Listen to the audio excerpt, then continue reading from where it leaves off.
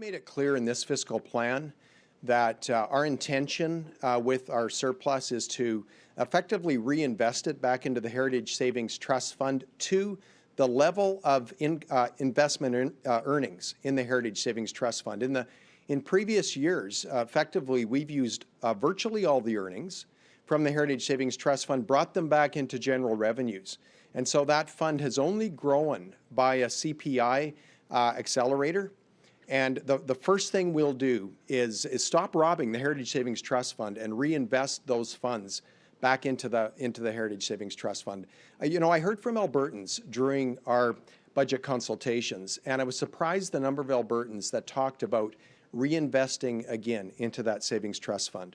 Now, for unanticipated surpluses in excess of Heritage Savings Trust Fund earnings, they will be allocated between the Heritage Savings Trust Fund and debt repayment.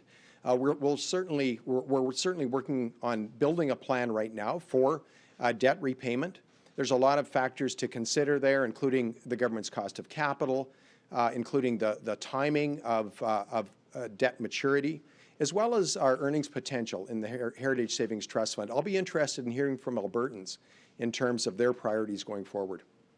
Well, I mean, what I can say, Chris, is we're using, I would say, credible but cautious energy projections for the upcoming 3 years, $70, $69, and $66.50 for WTI.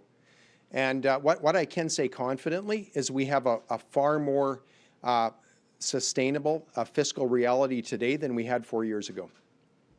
Well, there's no doubt rising energy prices have certainly improved the balance sheet and the bottom line of Alberta's income statement this year. For that, I'm personally very thankful. But we've been focused as a government over the last 3 years on managing what we can manage. We've been informed and guided by the fiscal anchors that we presented to Albertans in Budget 2021. And of course, those anchors were to keep our net debt to GDP ratio below 30%. And maybe the most important fiscal anchor in my mind, and that was to gradually, thoughtfully, and carefully bring down the cost of delivering government services to be in line with comparator provinces. So that fiscal discipline, that very significant effort by certainly every ministry across government, I believe is really positioning the province to be much more fiscally sustainable in the future. At the same time, we've done everything we could and continue to ensure that Alberta has the most competitive and attractive business environment possible. And the result of that is announcement after announcement of investment proponents choosing Alberta to expand their business, start a business. And that's resulting in, of course, increased economic growth, which translates into increased fiscal capacity. So we're seeing a more diversified economy, which is good news on a whole host of fronts, including securing a more stable revenue structure in the future.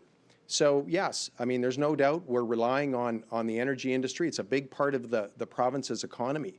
But as we continue to see a more diversified economy, we will begin to see more stability in other revenue streams. And there's no doubt there's Albertans right now that haven't had a pay raise yet. There are Albertans out there right now who perhaps remain unemployed. And what I say to those Albertans is we are, again, doing all we can to position this economy for investment attraction and economic growth. This budget also highlights and focuses on ensuring that Albertans have the skills that they need to step into that higher paying job, perhaps that better paying occupation, to have more opportunity so that they have higher household income. And we are expecting that wages, average weekly earnings, will be rising faster than the rate of inflation over the next 3 years. I recognize that some Albertans are no doubt in the position where they're not yet benefiting from increased opportunity, but we're doing all we can to get as many Albertans there as possible. And at the same time, again, we're focused on delivering most efficient government so that we can keep taxes as low as possible.